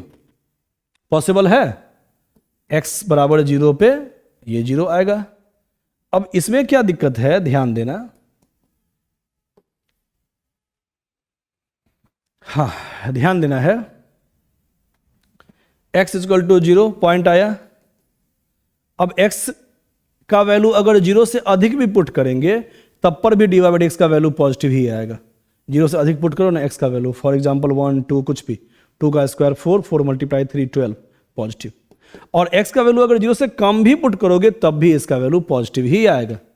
फॉर एग्जांपल -1 का स्क्वायर 1 1 × 3 फिर से पॉजिटिव। सिंपल सा चीज है कि स्क्वायरिंग वाला फॉर्म है, और स्क्वायरिंग वाला फॉर्म तो या तो 0 के बराबर होता है या तो पॉजिटिव होता है, निगेटिव कभी नहीं होता है। मतलब d y by d x का वैल्यू ऑलवेज पॉजिटिव, इधर भी और इधर भी। इसका मतलब ग्राफ कैसे बनेगा, इंक्रीज x बराबर 0 पे डी वाई बाई एक्स बराबर 0 होता है तो यहाँ थोड़ा सा पैरेलल जाएगा फिर ऊपर ही जाएगा। तो ये जो जहाँ पे आगे और पीछे दोनों तरफ सेम साइन होता है उस पॉइंट को ना ही हम मैक्सिमा कहते हैं ना ही हम मिनिमा कहते हैं, उसको हम लोग कहते हैं point of inflection. Point of inflection.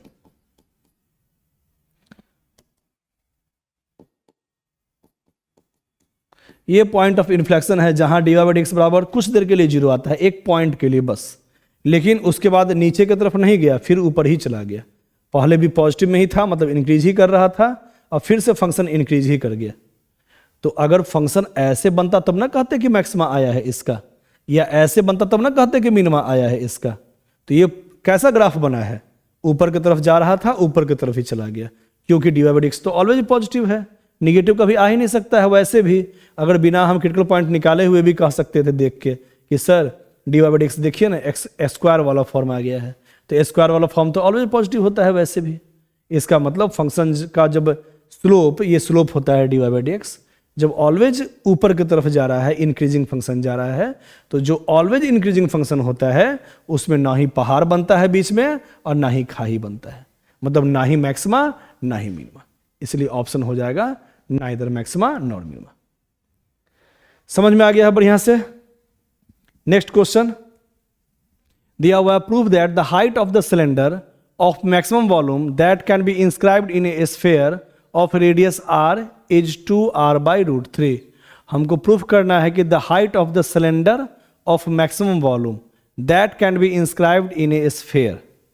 एक स्फीयर के अंदर, मान लो ये स्फीयर है, ध्यान देते रहना है, ठीक है, ये स्फीयर है, सर्किल नहीं मान लेना है, ये स्फीयर है, ठीक है। इस स्फीयर के अंदर एक सिलेंडर लेना है, ठीक, हम बना लेते हैं एक cylinder.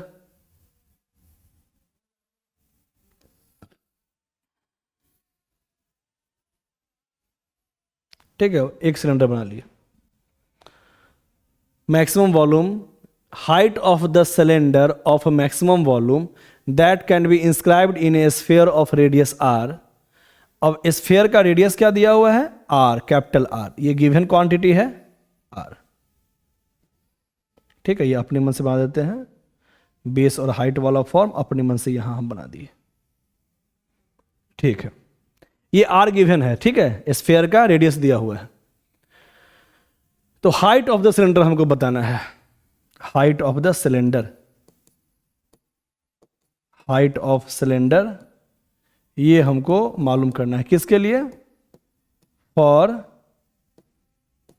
Maximum volume, maximum volume है ना, ऑफ सिलेंडर। पहले तो क्वेश्चन समझना है ना, कह रहा है कि एक स्फीयर के अंदर एक हमको बनाना है सिलेंडर, तो उस सिलेंडर का height is equal to 2r by root 3 होगा। ये प्रूफ करना है किसके लिए, जब यहां पे जो सिलेंडर है वो मैक्सिमम वॉल्यूम का होगा उसके लिए। समझ में आ गया। एक सिलेंडर के, एक स्फीयर के अंदर एक हमको बनाना है सिलेंडर मैक्सिमम वॉल्यूम का, तो उसका हाइट क्या होना चाहिए, 2r बाई रूट 3 होना चाहिए। ये हमको प्रूफ करना है, मतलब हमको हाइट निकालना है यहां सिलेंडर का, ठीक है। कैसे निकाला जाए, ध्यान देना है। एक काम करें, यहां पे हम इसको थीटा मान ले, क्या थीटा, अगर हम इस एंगल को थीटा मान लेते हैं, तो जरा बताना यहां से यहां का डिस्टेंस कितना होगा। सबको पता है कि राइट एंगल ट्रायंगल में अगर ये हाइपोटेनस है तो उसके बेस को हम लोग क्या कहते हैं, थीटा के नीचे वाले फॉर्म को क्या कहते हैं, बेस को r cos थीटा, और r से ये जो है परपेंडिकुलर उसका वैल्यू क्या हो जाता है, r sin थीटा। अब ये नहीं पूछना कि ये कैसे आया, ये तुम लोगों को पहले से पता है। राइट एंगल ट्रायंगल में अगर ये थीटा है, अगर ये मान लो r है, तो ये बेस हो गया और ये परपेंडिकुलर हो गया, तो सबको पता है कि sine theta is equal to क्या होता है, p बाई एच। तो p इज इक्वल टू कितना हो जाएगा, r साइन थीटा, मतलब परपेंडिकुलर को हमेशा लिखते हैं p is equal to r sine theta. r इधर आ जाएगा तो p इज इक्वल टू क्या हो जाएगा, r sine theta, p is equal to r sine theta. तो वही तो हम भी लिखे हैं, थीटा का दूर वाला जो होता है ना उसी को हम लोग कहते हैं परपेंडिकुलर, तो वही लिखे हैं r साइन थीटा। तो p इज इक्वल टू कितना हो गया, परपेंडिकुलर हमेशा r साइन थीटा लिखते हैं, हाइपोटेनस इंटू साइन थीटा, और जो बेस होता है वो हमेशा क्या होता है, r cos थीटा। कैसे, देख लो ध्यान से,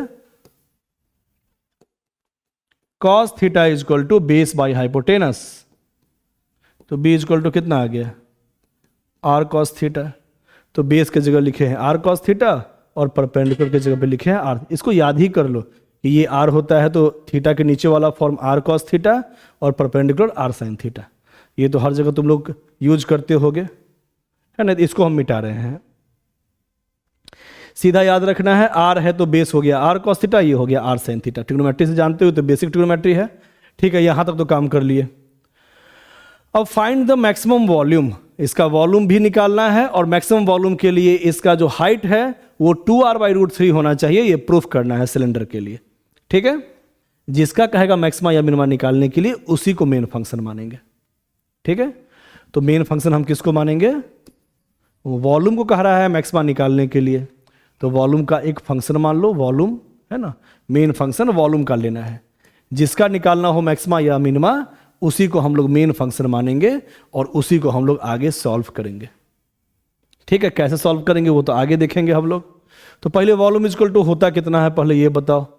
वॉल्यूम ऑफ सिलेंडर क्या होगा, क्योंकि हमको सिलेंडर मैक्सिमम के लिए क्वेश्चन बनाना है। सिलेंडर का जो वॉल्यूम है वो मैक्सिमम के लिए हमको ये क्वेश्चन बनाना है। तो वॉल्यूम कितना होता है सिलेंडर का? Pi r square. इसका रेडियस क्या है? आर स्क्वायर का मतलब सिलेंडर का रेडियस, पाई आर, यही आर है, आर स्क्वायर इंटू एच। और हाइट कितना है इसका? R cos theta plus r cos theta, 2r cos theta, 2r cos theta, ठीक है। क्या होता है फिर से बताओ volume of cylinder? Pi r square h, pi r है यहां पे आर साइन थीटा का होल स्क्वायर, आर स्क्वायर लिखेंगे तो, और एच क्या हो जाएगा? R cos theta, r cos theta पूरा मिला के 2r कॉस थीटा।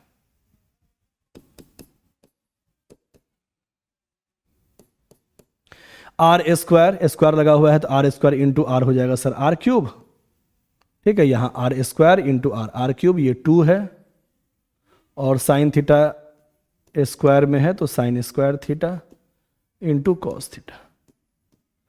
इसके बाद हम लोग क्या करते हैं, ये तो हम मेन फंक्शन निकाल लिए, जिसका हमको मैक्सिमा या मिनिमा निकालना होता है उसी को मेन फंक्शन मानते हैं। ये एक मेन फंक्शन है क्योंकि इसी के मैक्सिमा या मिनिमा के लिए हमको फॉर्म बनाना है। अब हमको निकालना है ये मैक्सिमम वॉल्यूम कब होता है, तो जब भी पूछेगा मैक्सिमा या मिनिमा मेन फंक्शन को डिफरेंशिएट कर देंगे। मतलब पहले वाला ही फॉर्म एक तरह से है dv/d, लेकिन यहां पे थीटा के रिस्पेक्ट में डिफरेंशिएट करेंगे क्योंकि थीटा का वैल्यू हमको पता नहीं है, ठीक है। थीटा ही यहां वेरिएबल है, ठीक है। तो थीटा के रिस्पेक्ट में डिफरेंशिएट कर देंगे। डिफरेंशिएट करते हैं, ये तो कांस्टेंट है, इसको बाहर निकालो। अब इसका करना है डिफरेंशिएशन, u डॉट v का डिफरेंशिएशन, u को बाहर निकालो, v का डिफरेंशिएशन cos का होता है माइनस साइन थीटा, प्लस और cos थीटा को बाहर निकालेंगे तो साइन स्क्वायर का डिफरेंशिएशन, साइन स्क्वायर का हो जाएगा 2 साइन थीटा, क्योंकि पहले करेंगे स्क्वायरिंग का 2 साइन और फिर साइन थीटा का हो जाएगा तो cos थीटा, ठीक है। निकल गया dv/d थीटा।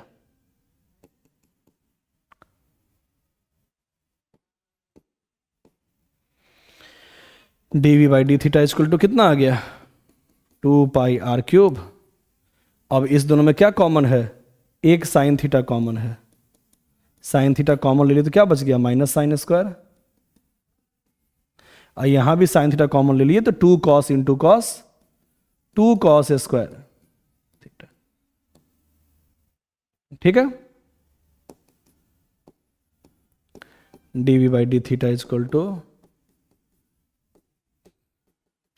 साइन थीटा,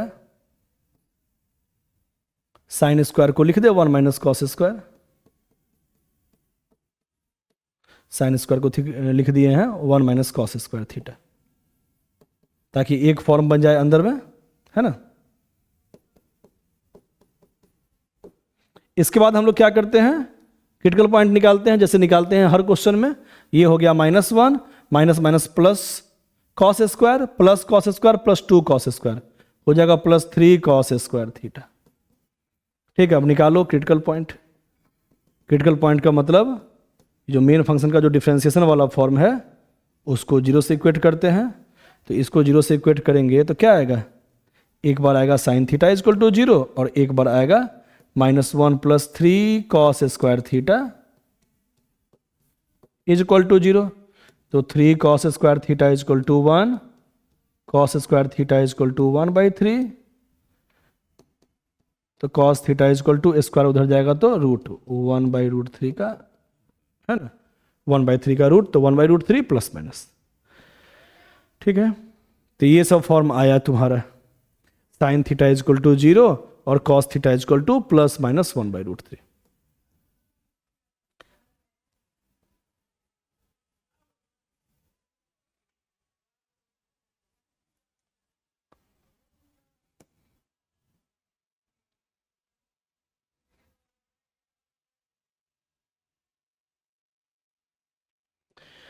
हाँ, ये तो निकाल लिए। अच्छा, थीटा का वैल्यू क्या हो सकता है तुम ही बताओ। इसका रेडियस जितना ज़्यादा होगा थीटा उतना अधिक बढ़ेगा, तो थीटा का वैल्यू तो 0 से 90 के बीच में ही आएगा। ऐसा थोड़ी ना होगा कि ना ये रेडियस इसके ऊपर चढ़ जाए, ऐसा तो नहीं होगा। तो थीटा का वैल्यू मैक्सिमम कितना हो सकता है, 90 से कम ही ना होगा। तो थीटा का वैल्यू याद रखना, इसमें थीटा का वैल्यू 0 से 90 के बीच में ही हमेशा होता है। तो जब 0 से 90 के बीच में होता है तो फर्स्ट क्वाड्रेंट में तो निगेटिव फॉर्म आएगा नहीं। इसका मतलब कॉस थीटा इजक्वल टू 1/√3 ही पॉसिबल है ना क्योंकि थीटा बिलोंग्स टू 0 to 90। ठीक है, इसके रेडियस का जो लास्ट पॉइंट है, इससे जो एंगल बनेगा वो एंगल मैक्सिमम कितना बनेगा, 90 से कम ही बनेगा। इसीलिए 0 से 90 के लिए थीटा का वैल्यू जो भी लेंगे कॉस थीटा का वैल्यू तो पॉजिटिव होगा। तो पॉजिटिव वैल्यू के लिए ही चेक करना है, निगेटिव के लिए चेक करके कोई फायदा नहीं है। तो एक आया साइन थीटा इजक्वल टू 0 और एक आया cos theta is equal to 1/√3। Theta का वैल्यू हम जानते नहीं है, लेकिन इतना तो जानते हैं ना कि 0 से 90 के बीच का ही कोई वैल्यू है ना। कॉस का वैल्यू कब पॉजिटिव आता है, 0 से 90 जब एंगल होता है उसके बीच का वैल्यू पॉजिटिव होता है कॉस के लिए। ठीक है, तो अब हम लोग क्या करें। अच्छा, साइन थीटा इजक्वल टू 0 कब आएगा, जब थीटा इजक्वल टू 0 हो या थीटा इजक्वल टू पाई हो, लेकिन पाई नहीं लेना है, 0 से 90 ही के बीच में लेना है। ठीक है, तो बस हमको इतना ही चेक करना है। अब इसके बाद चेक करो साइन थीटा का वैल्यू 0 से π/2 के लिए ही चेक करना है, क्योंकि थीटा का वैल्यू उससे ज़्यादा पॉसिबल नहीं है। तो यहाँ से थीटा का वैल्यू हम लिख सकते हैं ना, एक चीज़ यहाँ से हम लिख सकते हैं थीटा इजक्वल टू कॉस उस साइड जाएगा तो कॉस इनवर्स 1/√3। अब थीटा का वैल्यू चाहे जो भी आए 0 से 90 के बीच में होगा तो कहीं ना कहीं बीच में ही, theta is equal to cos inverse 1/√3। ठीक है, अब इसके बाद हम साइन चेक करेंगे। किसका साइन चेक करते हैं थीटा के लिए, dv/d थीटा का। हर क्वेश्चन में यही करते हैं। तो जब 0 से इसके बीच का कोई एंगल लेंगे तो इसका वैल्यू पॉजिटिव होगा कि नेगेटिव होगा, चेक कर लो, सबसे बढ़िया चेक कर लो। चलो, तो 0 से इसके बीच में कोई भी एक छोटा एंगल ले लो ना, जो तुमको याद है, जो तुमको लगभग याद रहे, वो वाला फॉर्म कोई ले लो। फॉर एग्जाम्पल ले लें हम 30 डिग्री ही ले लेते हैं, क्योंकि cos 30 कितना होता है, ध्यान देना, cos 0 होता है 1, है ना, cos 0 होता है 1 और cos 30 होता है कितना, √3/2। तो 1 और √3/2 से ये तो छोटा ही है 1/√3, तो वो तो दूर का ही एंगल है ना। cos थीटा, क्योंकि थीटा का वैल्यू जैसे जैसे तुम बढ़ाओगे ना cos का वैल्यू घटेगा, जैसे cos 90 0, cos 0 1। तो इसीलिए कोई अपने मन से एक एज्यूम कर लो छोटा सा कोई एंगल जिसका वैल्यू तुमको याद रहे, तो कोई भी वैल्यू पुट करो, 30 ही रखो ना। तो साइन 30 क्या होता है, पॉजिटिव क्वांटिटी। cos 30 कितना होता है, √3/2। तो √3/2 का स्क्वायर करेंगे तो क्या हो जाएगा, 3/4 और 3/4 × 3 9/4। 9/4 1 से ज़्यादा होता है ना। तो -1 + 9/4 क्या हो जाएगा, पॉजिटिव क्वांटिटी, और पॉजिटिव मल्टीप्लाई पॉजिटिव, यहाँ पॉजिटिव आ जाएगा। और कोई भी ज़्यादा लेके देख लो एंगल, अगर फिर से तुमको एक बार वेरीफाई करना है तो थीटा इजक्वल टू 90 से कम क्या होता है, जो मन है वो पुट कर दो, जो तुमको याद हो। 60 ही ले लो ना, इसके आसपास का 60। साइन 60 कितना होता है, साइन 60 सर, साइन 60 होता है √3/2 पॉजिटिव क्वांटिटी, और cos 60 कितना होता है, cos 60 1/2। तो 1/2 का स्क्वायर 1/4, तो ये हो जाएगा 3/4 और -1 -1 + 3/4 -1/4 negative quantity, negative multiply positive, negative में आ रहा है तो आगे निगेटिव आ रहा है, पीछे पॉजिटिव। ठीक है, इसका मतलब थीटा की इस वैल्यू के लिए dv/d थीटा जो था वो पॉजिटिव था और इससे ज़्यादा के लिए निगेटिव था। इसका मतलब at theta is equal to cos inverse 1/√3 volume is maximum, क्योंकि ये फंक्शन था वॉल्यूम का, तो वॉल्यूम यहाँ पे मैक्सिमा हो गया। ठीक है, अब वैसे भी हमको निकालना है मैक्सिमा के लिए, तो याद रखना जब भी क्वेश्चन पूछेगा ना मैक्सिमा के लिए, तो इधर प्लस और इधर माइनस आएगा ही, तभी तो पहाड़ बनेगा, है ना। तो ऐसे भी कर सकते हो चीटिंग मेथड। ठीक है, तो थीटा इक्वल टू निकल गया इतना।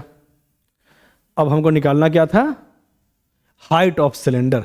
अब निकाल के देख लो हाइट ऑफ सिलेंडर। चलो हम इसी साइड निकालते हैं हाइट ऑफ सिलेंडर, यहां पे निकाल देते हैं।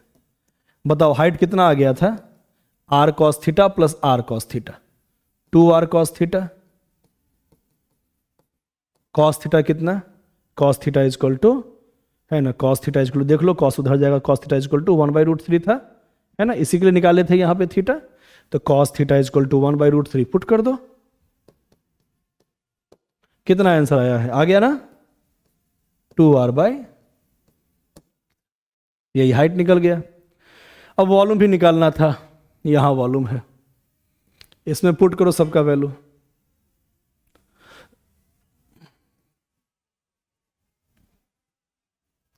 चलो इसी में पुट कर दो, और वॉल्यूम का 2πr क्यूब, साइन स्क्वायर का मतलब होता है 1 माइनस कॉस स्क्वायर, है ना, 1 माइनस कॉस स्क्वायर। और कॉस स्क्वायर कितना है, कॉस थीटा है 1/√3, है ना, यहां से कॉस थीटा कितना था 1/√3, तो 1 minus cos square, sine square का मतलब 1 माइनस कॉस स्क्वायर, और कॉस स्क्वायर हो जाएगा 1/√3 का square 1/3 into cos theta, cos theta 1/√3। यही आंसर हो जाएगा तुम्हारा वॉल्यूम का। देखो तो आंसर मैच किया कि नहीं, 2πr क्यूब, यहां 3 3 माइनस 1 2, 2/3 हो जाएगा 1/√3। देखो तो, है ना, 2 × 2 कितना हो जाएगा 4πr क्यूब 3√3, यही आएगा। इतना यूनिट्स क्यूब मतलब क्यूब यूनिट। ठीक है, वॉल्यूम है, वॉल्यूम निकल गया, हाइट निकल गया।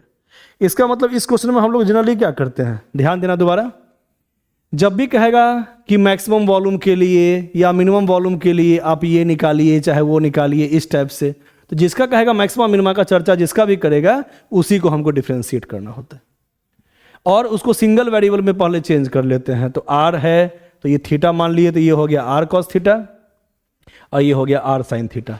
उसके बाद वॉल्यूम क्या होता है सिलेंडर का, सीधा निकाल लो, क्या होता है वॉल्यूम इक्वल टू क्या होता है सिलेंडर का, pi r square h, pi into r. Cylinder का रेडियस क्या हो गया आर स्क्वायर, तो इसका स्क्वायर करेंगे तो आर स्क्वायर साइन स्क्वायर, और height r cos theta, r cos theta पूरा मिला के 2r कॉस थीटा। ठीक है, वो रख दिए, डिफ्रेंशिएट किए हैं थीटा के रिस्पेक्ट में, ध्यान देना है, 0 से इक्वेट किए हैं, मतलब पहले वाला ही सारा फॉर्म है। उसके बाद इक्वेट किए हैं 0 से, थीटा का वैल्यू निकाले हैं। हम जानते हैं कि ये जो रेडियस के कारण थीटा कितना अधिक से अधिक हो सकता है, सिलेंडर तुम कितना भी पतला बना लो, कितना भी पतला बना लो, ये एंगल जो है वो 90 से अधिक तो हो नहीं सकता है। वैसे भी कोई भी डायग्राम हम लोग बनाते हैं अंदर वाला, तो थीटा जो है ना 0 से 90 के बीच में ही होता है। ठीक है, तो कॉस का वैल्यू निगेटिव हो नहीं सकता है, पॉजिटिव हो रहा था, तो हम लोग चेक कर लिए हैं इस पे कि डी थीटा का वैल्यू कब होता है पॉजिटिव, कब होता है निगेटिव। ठीक है, उसके बाद हम जानते हैं कि मैक्सिमा का क्वेश्चन पूछा है, तो इधर प्लस इधर माइनस लिखेंगे तभी तो मैक्सिमा बनेगा। तो सिंपल सा लॉजिक है कि एक ही पॉइंट आ रहा है, इसका मतलब वही होगा मैक्सिमा का पॉइंट। तो theta equal to cos inverse 1/√3, तो कॉस थीटा इक्वल टू 1/√3। अब इसके लिए जो भी हाइट था r cos theta plus r cos theta, जैसा इधर वैसा ही इधर फिर फॉर्म बन रहा है ना, तो r cos theta plus r cos theta क्या हो जाएगा 2r कॉस थीटा, और वॉल्यूम इक्वल टू जो भी फॉर्म था वैल्यू पुट कर दिए हैं, आंसर आ गया। ठीक है, तो ये सब थोड़ा लेंदी क्वेश्चन होता है, 6 मार्क्स का क्वेश्चन पूछता है, 4 नंबर का क्वेश्चन पूछता है ना, ये सब फॉर्म सब। अब इसी टाइप से देखो 2023 का क्वेश्चन है सीबीएसई का, बना के देखा जाए, है ना। आंसर सबका सामने लिख दिए हैं। Sum of 2 numbers is 5। 2 numbers का सम 5 है, ठीक है।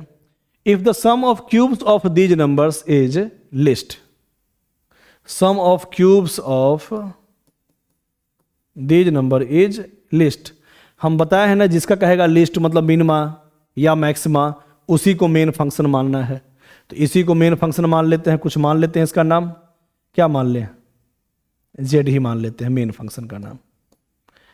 ठीक है, यही कह रहा है लिस्ट, मतलब जेड मिनिमा के लिए हमको काम करना है, यहाँ जेड मिनिमा के लिए हमको यहाँ पे काम करना है, जेड मिनिमम के लिए, इस फंक्शन के लिए। क्या कह रहा है कि x plus y equal to 5 हो, और if the sum of cubes of these numbers, इस नंबर्स के क्यूब का सम कम से कम हो तो find the sum of a square of these number. पूछ क्या रहा है इस क्वेश्चन में, तो ये कितना होगा, जिस समय जेड मिनिमम आएगा, जिस समय जेड का मिनिमम वैल्यू आएगा, उसके लिए हमको बताना है कि x square plus y square equal to क्या आएगा, किसके लिए, for z minimum, minimum z के लिए इसका वैल्यू कितना आएगा, यही पूछ रहा है। ठीक है, तो मेन फंक्शन कौन सा मानेंगे, ये कि ये कि ये, जिसका कहेगा मिनिमा मैक्सिमा उसी को मेन फंक्शन मानेंगे, इसको। तो जेड को हम यहां मान लेंगे मेन फंक्शन एक्स क्यूब। इसके बाद क्या करना है, सबसे पहला काम कि सिंगल वेरिएबल में चेंज कर दो। यहां तो दो वेरिएबल है, एक एक्स है एक वाई है, तो y equal to 5 minus x हम पुट कर सकते हैं यहां। तो इससे फायदा क्या हुआ, ये सारा फॉर्म x का बन गया। इसके पहले वाले क्वेश्चन में सिंगल वेरिएबल पहले से हम माने ही हुए थे, थीटा ही एक वेरिएबल था, इसलिए यहां दिक्कत नहीं हुआ, यहां चेंज नहीं करना पड़ा, सारा फॉर्म थीटा का ही है। लेकिन यहां जो क्वेश्चन हम लोग बना रहे हैं वहां x भी है y भी है। कभी भी ऐसा फॉर्म आए तो कोई ना कोई एक कंडीशन क्वेश्चन में जरूर दिया हुआ होगा, उससे क्या करना है, दूसरे वेरिएबल को चेंज कर देना है सिंगल फॉर्म में। तो y इक्वल टू आ गया 5 माइनस एक्स, पुट कर दो, अब डिफ्रेंशिएट कर दो, अब तुरंत निकल जाएगा, देखना। अब x बचा हुआ है तो x के रिस्पेक्ट में डिफ्रेंशिएट करेंगे। तुम्हारा मन है तो x को भी y के फॉर्म में चेंज कर सकते थे, x equal to 5 minus y, तो ये y वाला फॉर्म आ जाता है, तो दोनों हो जाता है y वाला फॉर्म, तो y के रिस्पेक्ट में हम डिफ्रेंशिएट करते हैं। लेकिन अभी दोनों फॉर्म x के फॉर्म में है, इसीलिए x के रिस्पेक्ट में डिफ्रेंशिएट करेंगे। मतलब जो वेरिएबल यहां रहेगा उसी के रिस्पेक्ट में यहां डिफ्रेंशिएट करेंगे। करो इसका डिफ्रेंशिएशन, एक्स क्यूब का 3x स्क्वायर, इसका 3 इंटू 5 माइनस एक्स का स्क्वायर, फिर करेंगे अंदर वाले का, तो 5 का 0, x का 1, तो -1 यहां बचेगा। ठीक है, इसके बाद इसका वैल्यू निकालते हैं पहले।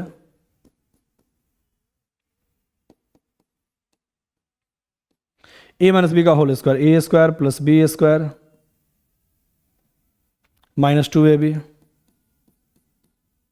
-1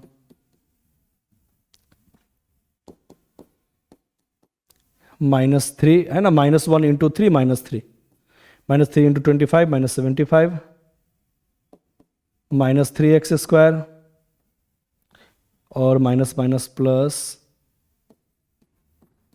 30x। ठीक है, यहां तक आ गया।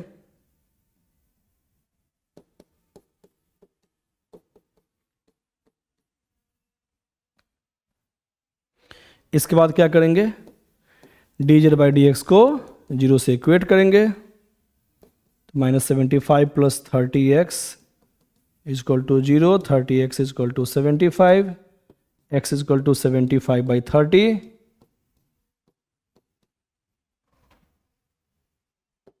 फिर कटेगा 3 से, तो x इक्वल टू आ गया 5/2।